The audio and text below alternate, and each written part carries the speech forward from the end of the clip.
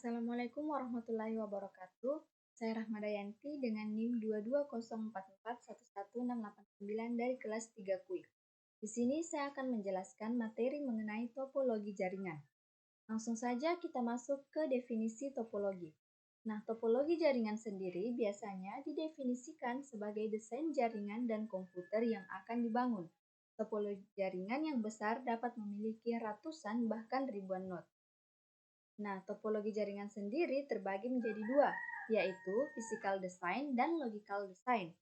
Physical design mengacu pada desain fisik dari jaringan termasuk perangkat, kabel, lokasi, dan instalasi jaringan. Sedangkan logical design adalah jumlah data yang akan diteruskan dalam jaringan sesuai dengan desain fisiknya. Kita akan membahas satu persatu tentang jenis-jenis topologi tersebut. Yang pertama, ada physical topologi. Physical topologi terbagi menjadi satu, point-to-point topologi, di mana point-to-point topologi merupakan topologi yang paling sederhana karena hanya menghubungkan dua node berbeda. Point-to-point topologi terbagi lagi menjadi dua, yaitu ada permanen dan ada switched. Permanen merupakan koneksi point-to-point di mana dua buah node terkoneksi, sedangkan switch merupakan koneksi point-to-point yang menerapkan teknologi penukaran sirkuit sehingga koneksi antara setiap node menjadi dinamis. Selanjutnya ada topologi bus.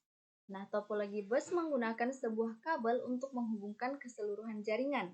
Setiap node yang ada pada jaringan akan dikoneksikan menggunakan sebuah konektor pada kabel tersebut. Di setiap sinyal pesan akan dikirimkan melalui kabel tersebut. Gambarnya teman-teman bisa melihat pada layar. Selanjutnya ada topologi bintang. Nah, pada topologi bintang, setiap node terkoneksi ke sebuah titik pusat koneksi yang biasanya disebut dengan hub. Berbeda dengan topologi bus, topologi star memungkinkan setiap node pada jaringan untuk memiliki koneksi point-to-point ke hub pusat. Gambarnya bisa kita lihat di bawah ini. Nah, next kita ada topologi cincin. Nah, pada topologi cincin, setiap node terhubungkan dengan dua tetangga untuk komunikasi dalam bentuk cincin atau loop tertutup. Setiap node yang berada pada topologi cincin memiliki alamat khusus yang akan digunakan untuk proses identifikasi. Gambarnya teman-teman bisa lihat pada layar. Selanjutnya ada topologi acak. Nah, topologi acak menggunakan konsep root yang berbeda dari topologi lainnya. Pesan yang dikirimkan pada topologi ini bisa melewati beberapa jalur yang mungkin dari sumber sampai tujuan. Gambarnya kita bisa melihat pada layar. Nah, selanjutnya ada topologi pohon atau tree. Topologi pohon menggabungkan beberapa topologi bintang ke dalam sebuah bus. Dalam bentuk sederhana, hanya hub yang dikoneksikan secara langsung ke pohon bus dan setiap hub berfungsi sebagai akar dari kumpulan node.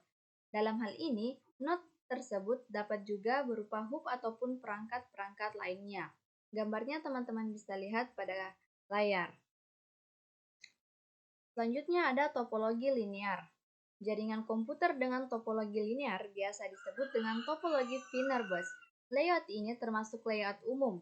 Satu kabel utama menghubungkan tiap titik koneksi komputer yang dihubungkan dengan konektor yang disebut dengan T-konektor dan pada ujungnya harus diakhiri dengan sebuah terminator. Gambarnya kita bisa melihat pada layar. Nah, selanjutnya jenis-jenis topologi yaitu ada logical topologi. Di mana logical topologi ini terbagi menjadi pertama ada ARNet. Sepertinya arsitektur tipe ini sudah sangat jarang digunakan dan tidak begitu populer. Dikembangkan oleh data point jaringan dengan topologi ini sangat simpel dan murah, tetapi tidak cocok untuk lingkungan jaringan yang membutuhkan kecepatan transfer data yang tinggi. Kecepatan transfer arsitektur ini sekitar 2,5 Mbps, sehingga kurang diminati oleh arsitek jaringan komputer. Gambarnya sudah tertera di layar. Selanjutnya ada FDDI. Protokol FDDI ini berbasis pada protokol token ring. Nah, FDDI terdiri dari dua, yaitu ada token ring, yaitu satu ringnya berfungsi sebagai ring backup jika seandainya ada ring dari dua ring tersebut yang putus atau mengalami kegagalan dalam bekerja.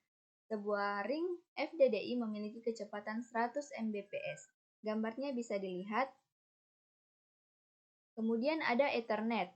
Nah, Ethernet merupakan jenis skenario perkabelan dan pemrosesan sinyal untuk data jaringan komputer yang dikembangkan oleh Robert Metcalfe dan David Box di Cerros Palo Alto Research Center atau PARC pada tahun 1972.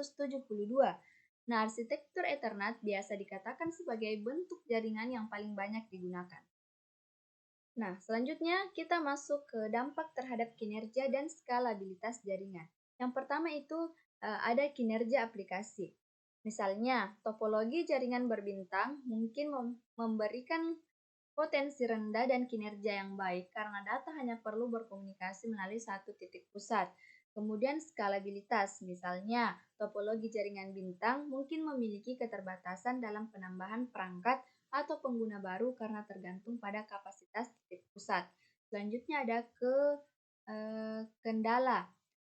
Misalnya topologi jaringan mesh cenderung lebih handal dalam menghadapi gangguan karena terdapat banyak jalur komunikasi yang berbeda. Kemudian ada kebutuhan infrastruktur. Nah, contohnya ini topologi mesh mungkin memerlukan lebih banyak perangkat keras dan perangkat jaringan untuk membangunnya, sementara topologi bintang mungkin lebih efisien dalam hal tersebut. Selanjutnya ada keamanan. Nah, beberapa topologi mungkin lebih rentan terhadap serangan jaringan, sementara yang lain mungkin memberikan tingkat keamanan yang lebih baik. Mungkin itu saja yang bisa saya jelaskan, kurang dan lebihnya mohon dimaafkan. Wabillahi taufiq wal hidayah. Wassalamualaikum warahmatullahi wabarakatuh.